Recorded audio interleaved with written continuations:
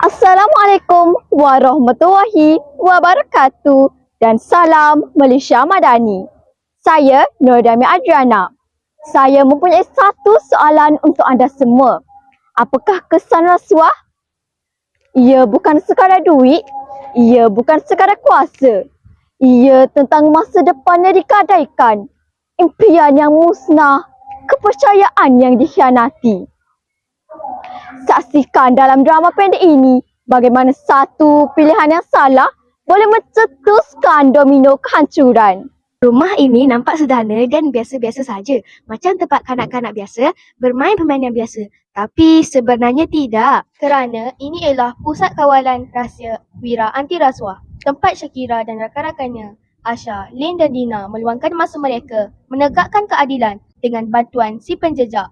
Sebuah superkomputer pengembaraan rentas masa jarak. Mereka bersama-sama membentuk pasukan Wira Anti Rasuah. Wira Cile, saya ada satu lagi besi penting. Ini Elia, dia tidak dapat pergi ke sekolah sebab jalan dekat Ponderosa True. Wanita juga terputus bekalan makanan dan ubah-ubah tek. Kami sudah bersedia. Saya dan Aisyah akan ke sana sekarang. Jangan risau, kami datang untuk membantu. Apa yang berlaku di kampung ini? Jalan utama kami tak siap-siap. Katanya peruntukan dah diberi. Tapi kerja terhenti separuh jalan. Dina, kamu dengar saya? Dengar. Jalan ni memang dibina, tapi cepat rosak. Macam bahan binaan tak cukup. Itu akan sesat. Saya rasa ada sesuatu yang tak kena.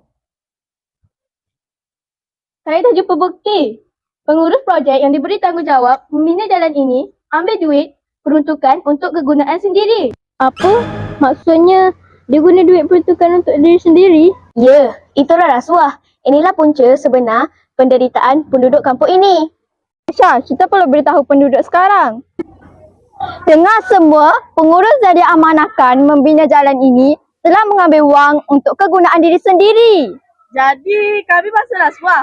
Ya, inilah akibat bila ada orang tidak jujur dan menyalahgunakan kuasa. Tapi keadaan ini belum berubah. Jika semua orang berani menentang rasuah dan menegakkan keadilan.